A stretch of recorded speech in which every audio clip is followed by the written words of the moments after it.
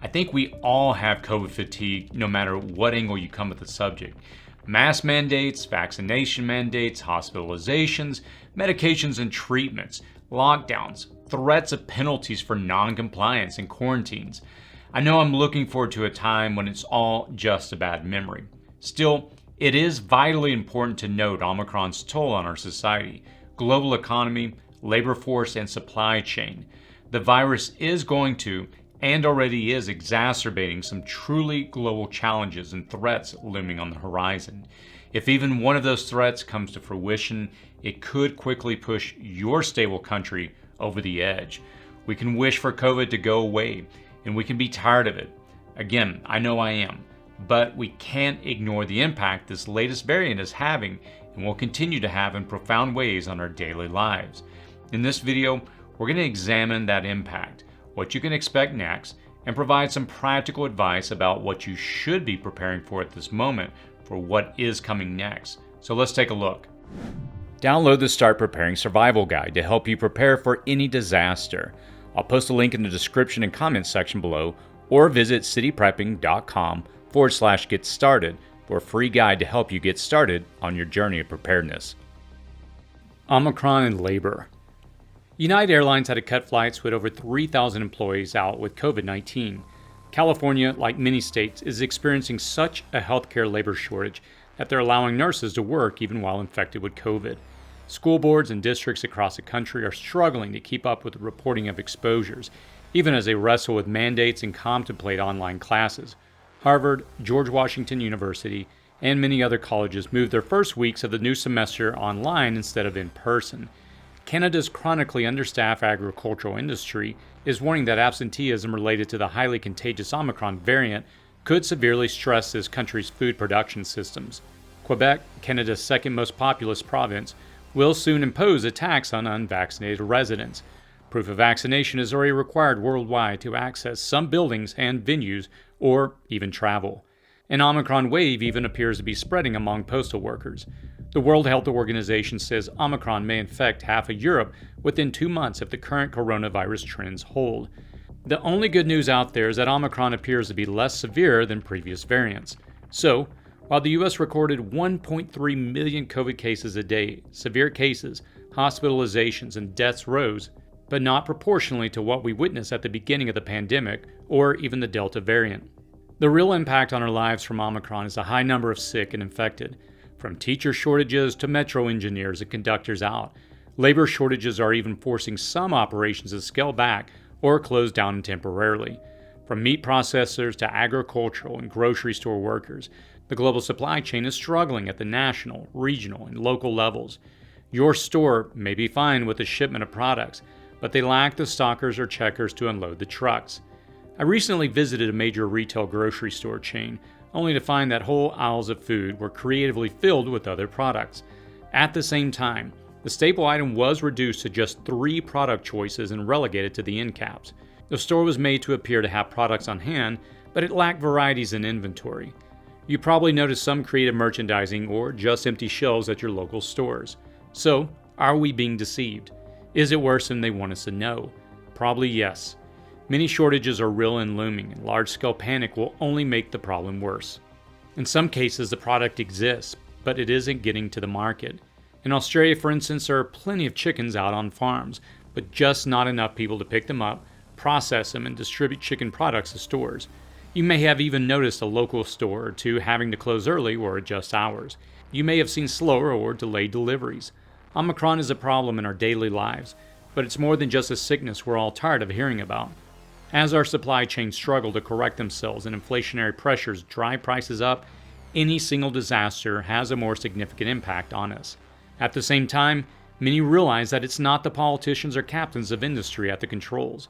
It's not the intelligent and timely decisions by CEOs or logistic experts smoothing things out at ports, intermodal terminals, and trucking companies. It's people. It's the labor that determines how our world comes back together or inevitably falls apart after COVID. The ongoing labor shortage and the rewriting of social contracts between employers and employees will continue to present challenges this year. There have been many small but noteworthy labor strikes throughout the world as workers realize their worth and value in the equation. These labor fluctuations further exacerbate shortages, and we can expect to see labor strikes continue in the future. This too will drive up prices. Many would still argue the virus's origins or the precautions that should or should not have been taken to protect the public from its spread. In my opinion, those things do not matter as much as the impact the virus will have on you, even if you never become infected. Direct impact. By any metric, inflation is driving prices skyward now. Long lines of cargo ships off the U.S. coast have shortened and lengthened with each new tweak implemented by port owners and governments, but remain. While manufacturing has increased and is attempting to roar back to pre-pandemic levels, problems in other areas of the supply chain continue to hamper the restoration of economies. At the moment, and for the most part, there is plenty of food in the supply chain, but it is not getting to its destination with the consumer. Its absence on the store shelves stokes the supply and demand equation. The world is still trying to make up for the chip shortage, which constrains the production of everything from appliances to phones to automobiles. In some cases, the rise in price directly correlates with the scarcity of supply. Delivery and shipping charges have doubled and tripled in some areas, so price increases on everything are valid.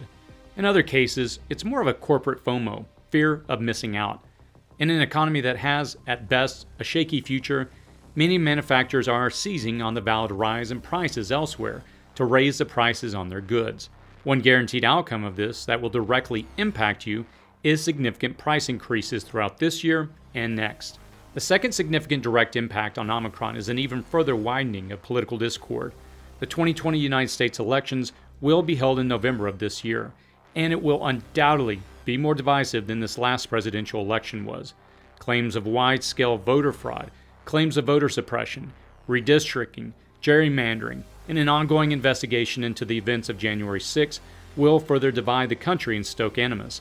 During the midterm election year, all 435 seats in the House of Representatives and 34 of the 100 seats in the Senate will be contested. This will be the first election affected by the redistricting that will follow the 2020 census. Omicron will have an impact on the election in many areas as people react to the government's handling or failure to handle the pandemic. If discord continues along its current trajectory, civil unrest in some areas could be a very distinct possibility by December of this year. The possibility of the country moving positively and collectively to repair the supply chain problems and labor issues and heal the divisions to work for a common good is significantly reduced if Omicron is just one of the many future variants. These political divisions exacerbated by Omicron are not unique to the United States. Canada, Australia, Germany, France, and many other countries are showing deep divisions made even wider by the never-ceasing onslaught of the pandemic. The look of many governments may be completely different in a year or two. Keep an eye on the direct impact Omicron will have on both inflation and governments. Two major global problems that could bring us to the verge of collapse or help us come together will come from China and Russia. Perhaps the most prominent global threat to a restoration of business as usual, however, is China's hunger. China's power regulator has pushed the country's utilities to stockpile coal. This has caused a shortage in other countries, even as a brutal winter spreads over the northern hemisphere. Recognizing a looming global crisis, the country has already begun hoarding grain. According to data from the U.S. Department of Agriculture, China is expected to have an incredible 70% of the globe's corn reserves in the first half of the crop year 2022, 60% of its rice, and just over 50% of its wheat. Though China is populous, the reality is that just under 20% of the world population is, in 1 year, hoarding over half of the entire global harvest of corn, wheat, and rice. It is enough to force some smaller nations into the early phases of famine.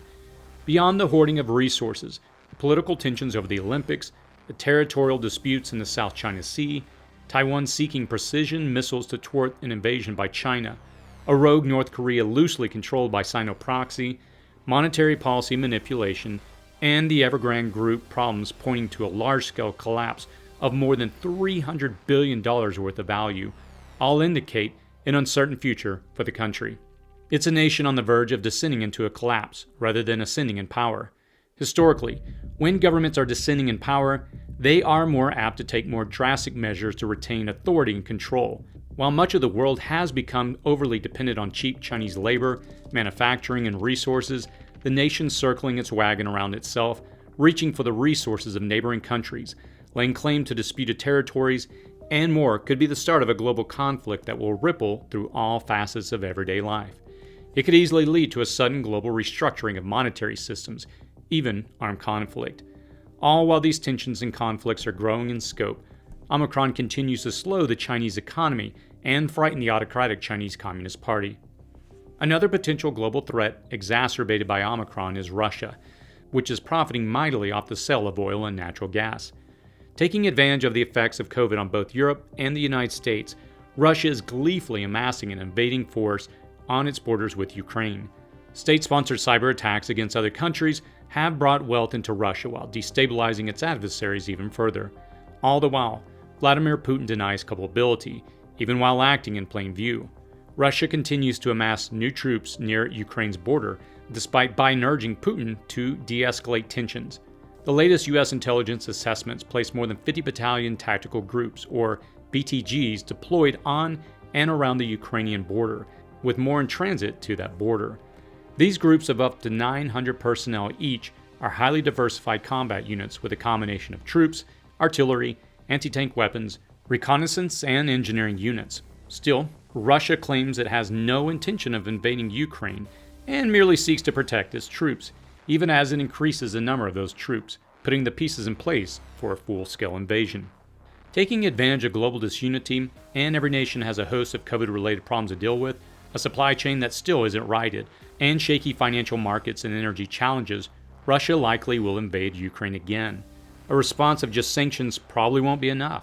The likelihood of a simultaneous destabilizing Russian cyber attack that could damage U.S. infrastructure is highly likely. Any multinational consolidated response might be challenging to put together as well. The possibility of a more significant multinational armed conflict certainly is in the realm of possibilities. The decline and implosion of China, or the growing probability of conflict with an overly aggressive Russia, will either help bring divisive parties together, coalescing to fight a common enemy and threat, or it will simply increase those divisions, leading to greater civil discord. With COVID continuing and the ever-plausible chance even newer variants are on the horizon, it really could go either way. At the very least, the United States and NATO strength has, in the past, been able to stipulate principles and rein in authoritarian governments around the world. That kind of strength really isn't there anymore, so we will all have to see how this plays out globally. Immediately do these things. That's a good amount of information to process with an equally large amount of question marks. Keep an eye on all these, but there are a few things you should immediately do to insulate yourself from what is happening right now. There are simple things that might make a significant difference for you in the coming days, weeks, and months. First, if you don't have cough, cold, and pain relievers on hand and in good supply, I would advise you to consider getting them now. The fact is that all over-the-counter medicines are made from APIs, or advanced pharmaceutical ingredients. Those APIs are primarily made in China and India. As I have mentioned here, both of these countries are suffering some pretty significant production challenges, even as they wrestle with the surge in Omicron cases. At the same time, millions of people are experiencing the symptoms of this new COVID variant. To alleviate those symptoms, they turn to their medicine cabinets to find that they don't have the OTCs to combat their symptoms. If recent cases remain at current levels or even increase, as they are likely to do, you can expect these items will be in short supply. Pain relievers, cough suppressants, mucus reduction medicines, decongestants, even similar medicines could be in short supply soon, and you don't want to be ill and travel to a store only to find out that they are out of what you need. If you are short on the ingredients for home remedies or unfamiliar with those home remedies to alleviate symptoms, you might want to focus on stocking up on these as well. Second, we are entering an unpredictable period of food instability. A combination of strained supply mechanisms and a new daily shortage or challenge will result in some panic buying activities in the immediate future. Food shortages could gain momentum as the new infections increase and global insecurity is heightened. If you don't have a supply of shelf-stable foods to get you through 3 weeks, go to the store right now and fix that. Even if it's just rice and beans at this point, make sure you're stocked. If that's a case of soups or a few extra cans of vegetables, at least that is something. And don't forget your pets as well. Remember, there may be plenty of chickens, like in Australia, but getting those birds processed, packaged, and delivered to your store may be challenging. I stress this again and again on this channel because it is so foundationally important. Get your food and water reserves sufficient to last you at least a minimum of 3 weeks as a starting point that you can build on. Potatoes, dairy, meats, grains, and fresh produce will all potentially be in short supply this year through traditional channels. I have addressed this in other videos about lower global agricultural yields this year than in the past, and you can expect this trend to continue. Circle your wagons and double down on your prepping endeavors. Omicron and geopolitical instability are here, even while the world wrestles with supply issues and struggling economies. All the ingredients needed to put us on the brink of a much greater collapse are there. It would only take a slight push to launch us over the edge. Pay greater attention to what is in front of you and what you can control. Don't get distracted by the things you can't control at this point. The problems have arrived at our doorsteps. Most important to us is how we deal with those threats we face now. We can't accurately forecast what the rest of this year will look like, nor can we know if these geopolitical struggles and internal divisions will continue on their current trajectory or lessen in magnitude. We can wish for it to go away, and we can be tired of it. Again, I know I am personally. I know some get upset in the comment section when the discussion of COVID comes up, but this new variant is and will continue to wreak havoc on the supply chain.